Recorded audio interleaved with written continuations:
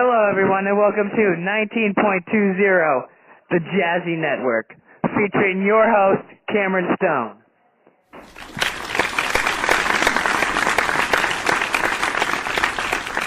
Truman Chaplin, nephew of silent film worker Charlie Chaplin. He has a serious ambition to share the work of his uncle. He's created a club at his high school to reenact it. Truman, can you tell us a little bit about the silent film work that your uncle did? Thanks, Cameron. I just really respect all the work that my uncle does.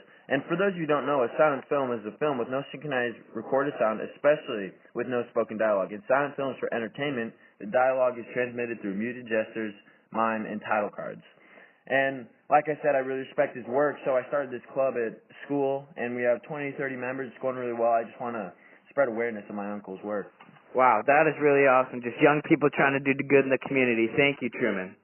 Musicians, Dario Pizzuti, on the air with us, going to be calling in from the Sacramento Music Festival.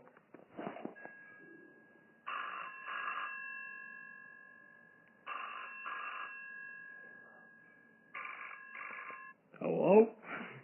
Hello, Dario. How you doing at the music festival? I'm doing good over here. Nice to have you on the air with us. Thank you for coming on. Now, what we've asked, I know you're at the music festival enjoying some of the jazz of the 1920s.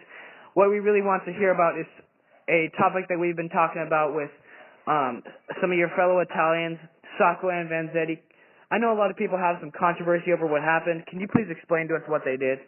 Hey, so Sacco and Vanzetti were Italian-born U.S. anarchists who were convicted of murdering a guard and paymaster during the armed robbery of Slater and Morrill Shoe Company.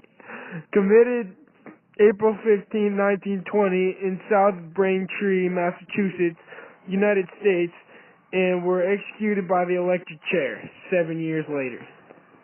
Now, Dario, that's kind of a brutal story. How do you feel about that for them being fellow Italians who are just trying to do their part in society? I don't know. Overall, I think they give the Italian community a bad rep, you know? I think that the Italians are hard workers and we like to work hard. Wow, that is some really insightful information. Now for our lead story, we have Christian Wu Tang, a historian of Yale University. He has attended a recent concert of Louis Armstrong and Duke Ellington and is now here to fill us in a little bit about them and what they've done for jazz music today. Louis Armstrong of New Orleans and Duke Ellington of Washington, D.C. are two black Americans hoping to share their music with the world. Now, we have a little segment here from the concert that Christian attended. We'd like to share that with you now.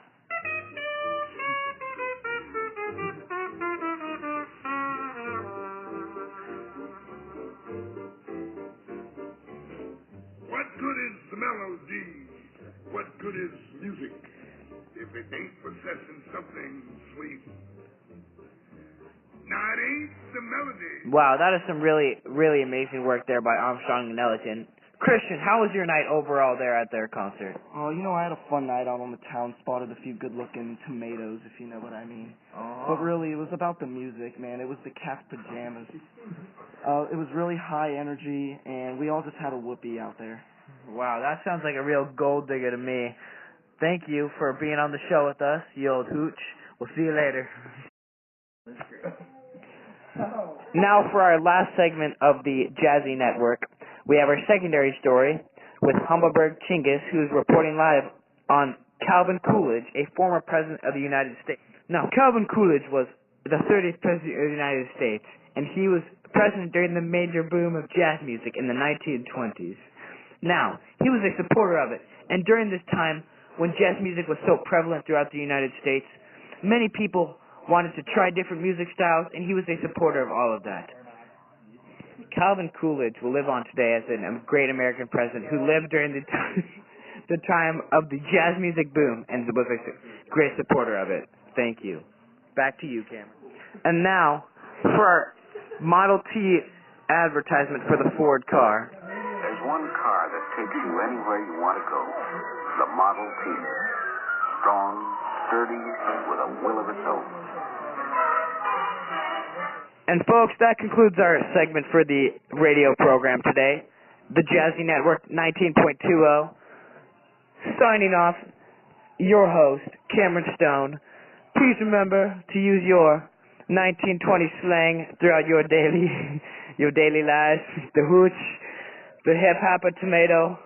Have a nice day, folks.